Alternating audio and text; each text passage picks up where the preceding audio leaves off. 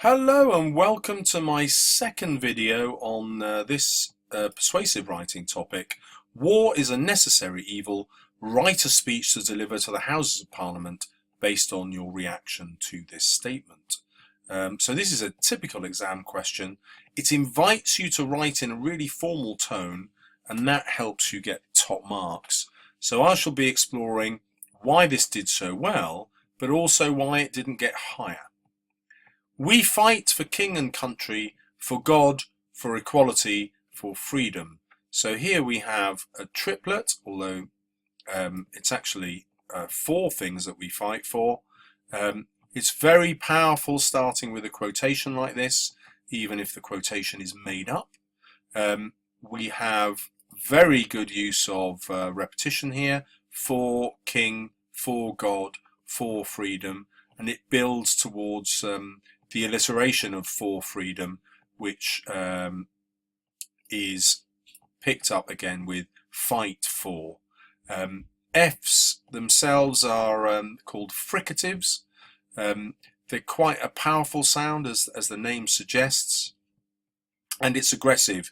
If you, I mean, you don't have to write about this necessarily, but if you form your mouth into the shape of an F, you automatically bare your teeth.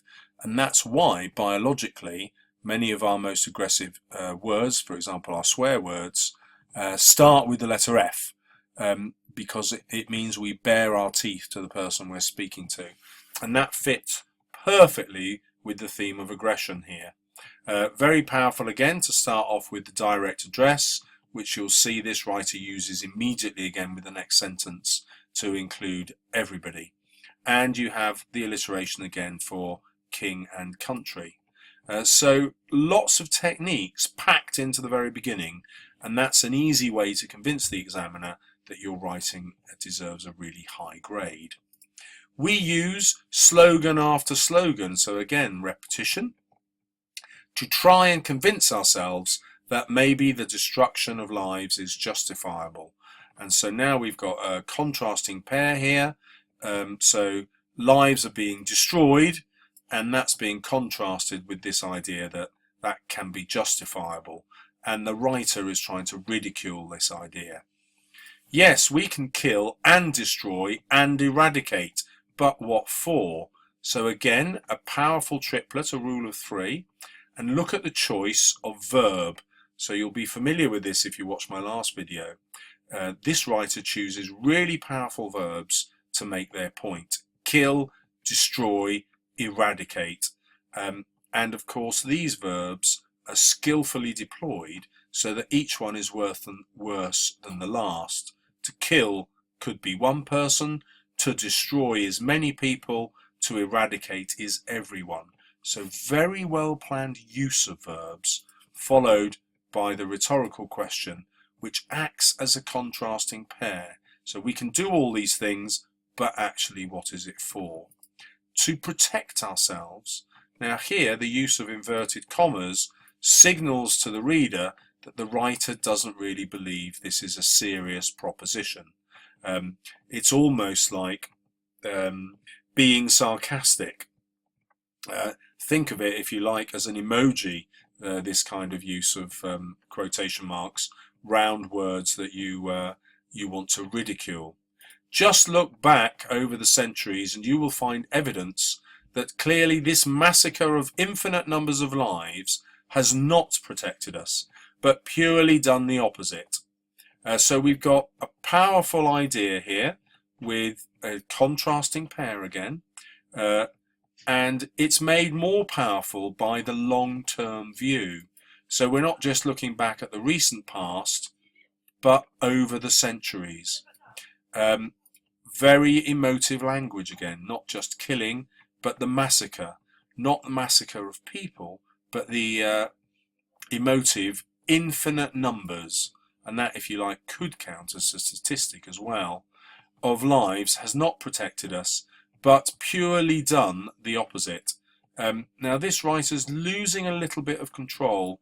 Purely is the wrong word. What the writer means is merely. Purely has connotations also of being good. and so it doesn't quite work here. And there was a similar problem here with the use of the word just, because another meaning of just is fair, and that secondary meaning sort of destroys the argument. It's a connotation that the reader will have. It'd be much more powerful just to start the sentence with look. So don't use this kind of phrase like just or purely. Right, now the writer uses a really powerful metaphor. Holding the lives of millions in his hands. You can see how powerful a metaphor that is. It also includes the alliteration of holding and hands. Many students think alliterative words have to be next door to each other, but they don't. The Prime Minister at the time sent his men to the Somme only to return as nothing but a name on a piece of paper. So we've got another powerful contrast here. They've left as men, but they've returned not even as paper, but merely a name on a piece of paper. And of course, the alliteration of piece of paper becomes powerful. If their families were lucky. These men were told, do it for their country. Again, it's very good to have this kind of slogan, like the one that was quoted at the beginning.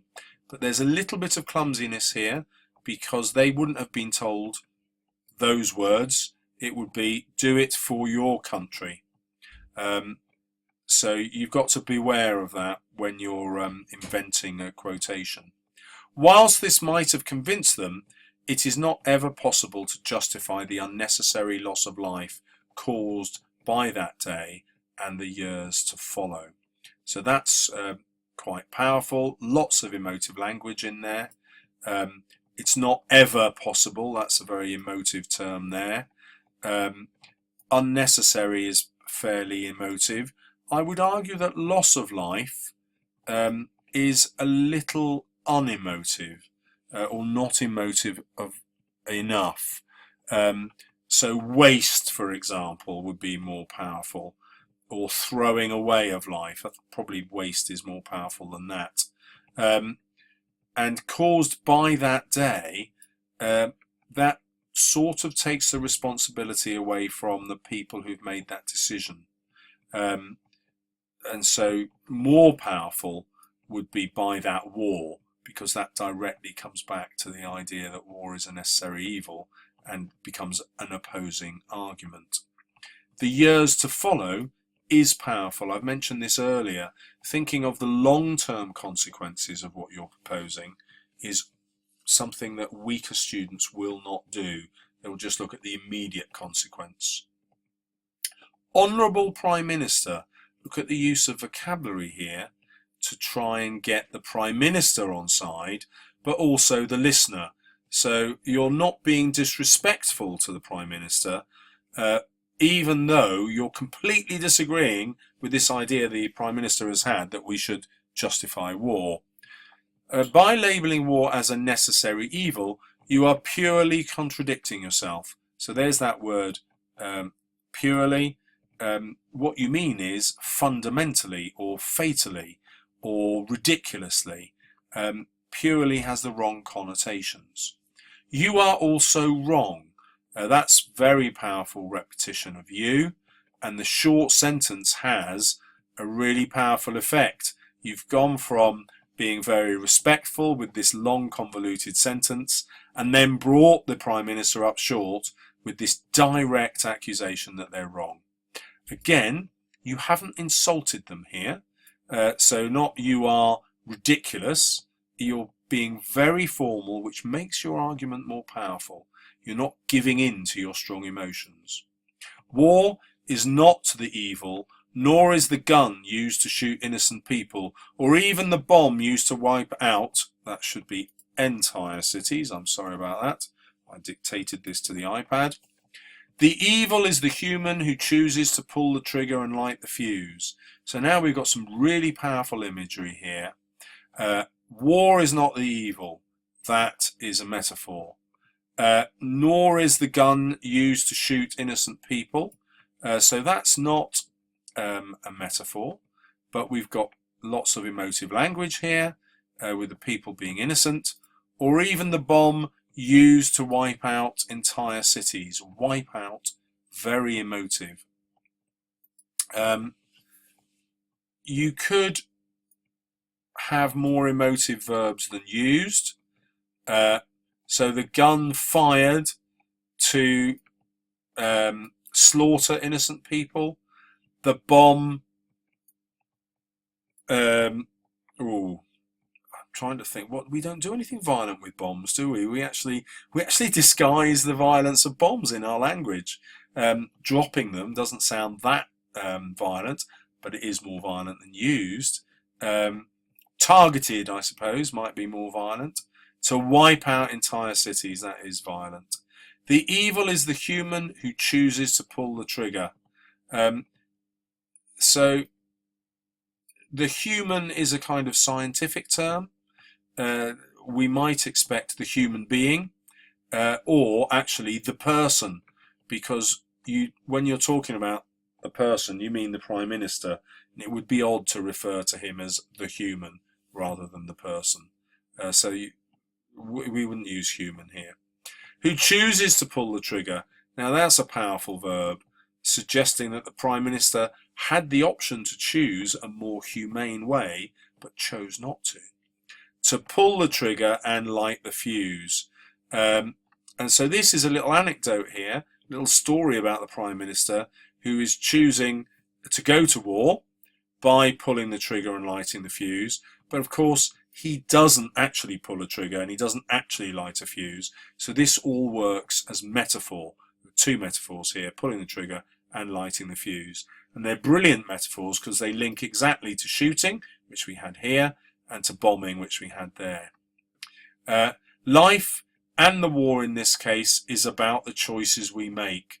And that's a very subtle repetition of that chooses there and choices here, again emphasizing that the Prime Minister, and by definition the reader, should make the right choice. And that's also linked to the direct address, suggesting that we should all make a better choice. So very powerful writing here. By taking the easy route, you can agree to lay the traps for the enemy to fall into. This is really interesting. So we now have another metaphor. Going to war is laying the traps for our enemy. But going to war is an honourable thing, which is contrasted here, Honourable Prime Minister. But laying the traps is something that a poacher would do. There's something dishonest about it, a bit sneaky. And that's the opposite of honourable. And that's really cunning, isn't it? So this writer is suggesting that going to war is dishonourable, but they're doing it without using the word dishonourable.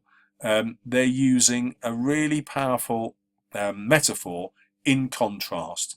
And that's a brilliant, brilliant technique. I'd be delighted if I'd use that myself. Really impressed with that one. With this, Mr. Prime Minister, now notice the change in language. The Prime Minister was honourable, but now that we've discussed how the Prime Minister is going to be deceitful, it's now Mr. Prime Minister. Still very polite, but a very subtle shift. And that subtle shift in language is picked up by the audience. Certainly, it's picked up by the examiner. You can sit back and watch your men and the opposition take the wrath for your puerile decision. So, we have a very sophisticated contrast here. So while war is going on, the Prime Minister is going to sit back and watch. There is an implicit accusation here that the Prime Minister will be enjoying watching this war. We've got this image of these targeted missiles being launched live on TV. I don't know if you remember the Iraq war, but that was actually part of the footage. You could see there's a green screen that the pilot would see as they looked at the camera on the top of the missile, and you could see it hit its target. So that's very sophisticated, that attack. But here, the writer has gone too far. They've picked an excellent vocabulary here. Puerile means childlike, comes from the Latin puer, but it's too insulting. Do you remember how I showed you how the insult was very subtle here? Now the writer has gone slightly too far in insulting the Prime Minister, and that lessens the power of this writer's argument, even though it's a brilliantly well chosen word. Here, though, we've got a very old-fashioned word for anger, wrath. It's a biblical sort of word. So those people who've read the King James Bible will know that the phrase about the wrath of God. Using that sort of vocabulary is very sophisticated. So big marks for that. Great marks for choice of vocabulary, but it's not really secure, which is another reason why it's not getting a higher mark here. Or you can be a real man. Again, a very good contrast, but possibly slightly severe for the Prime Minister. Be a real man and make the truly justifiable decision. So this argument would have been better if the writer, instead of concentrating on the man's masculinity, had concentrated on his honourable decisions or his dishonour. This is much more close to a playground argument, and so it's less formal and it feels less secure. I hope you can see that it's more the sort of insult that you'd level at people at school, or perhaps a fight in a bar, but not in the House of Commons. So, with Syria in its current state and innocent people fearing for their lives every single day because ISIS just might be waiting outside their front doors, I am most definitely not saying that we sit back and wait for war to end without our input. So again, the writer here is trying to show off their control here of a long sentence. It works as a contrast again. So the Prime Minister, you remember, was sitting back and watching, and now this is echoed by the potential behaviour of Parliament or the people at home. But that behaviour is an enemy, and so that's why I'm most definitely not saying that we sit back. So totally rejecting this idea.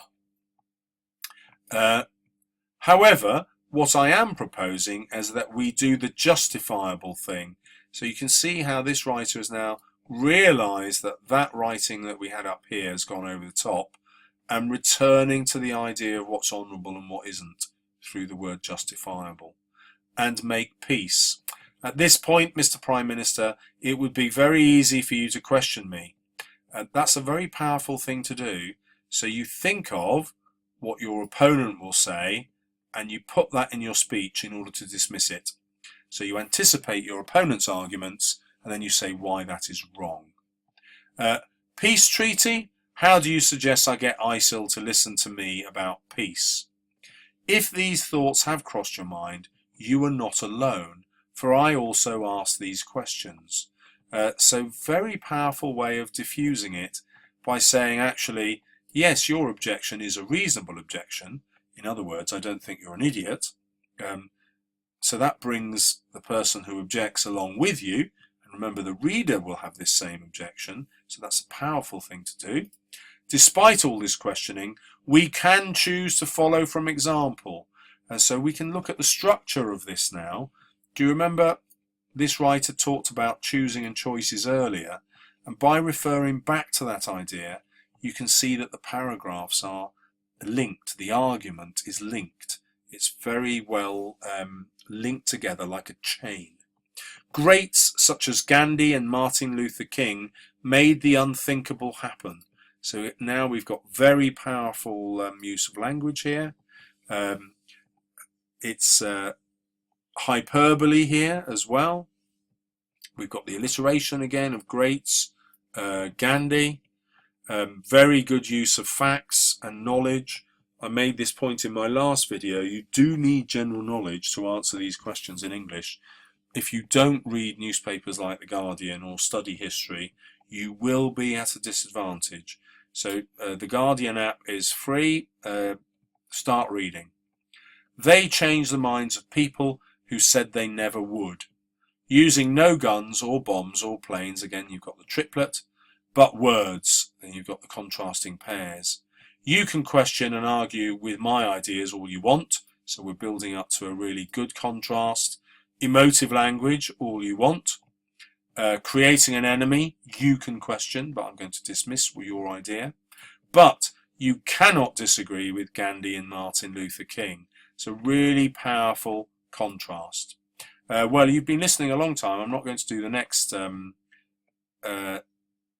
next paragraphs, but that's a long, detailed answer, and it's also finished. I'm not going to show you that now because you've had a flavour to see what the skills are in this essay. So let's leap back to my guide, look at the rhetorical devices in the mnemonic Mad Father's Crotch, and let's just see what the writer has used. Metaphor, many times. Alliteration, many times. Direct address, many times. Lots of facts. We had an anecdote, several triplets, quite a bit of hyperbole, emotive language in nearly every sentence, rhetorical question, some statistics, well, at least one anyway, contrasting pairs, particularly skillful at that, repetition. The whole thing was filled with opinion. The contrasting pairs always created the enemy, and the only thing missing is humour. Now, you could argue that humour is not appropriate to a discussion of war, which is an argument I would accept, although I think you could still include that. So really, what stopped our writer from getting full marks when they've used virtually every single technique? Well, hopefully you'll remember it's the slight imprecision with the odd word, and if we go back, you can actually see that this ought to be separated into a few more paragraphs. So here we have a change of time here. So there's always a change of paragraph or a change of time. So that, looking back over the centuries, is a change of time. So that should really have been a new paragraph. Though that's quite a sophisticated change of time, so I'll put that back there so you can see where it was. Here the paragraphing is correct, but of course we had the slightly childlike accusation and the imprecise use of excellent vocabulary. So I hope you can see how you would make yours into a top answer. You need to have a go and then compare it to this one, and good luck. If you'd like to know more, please subscribe or buy my guide or do both. Good luck.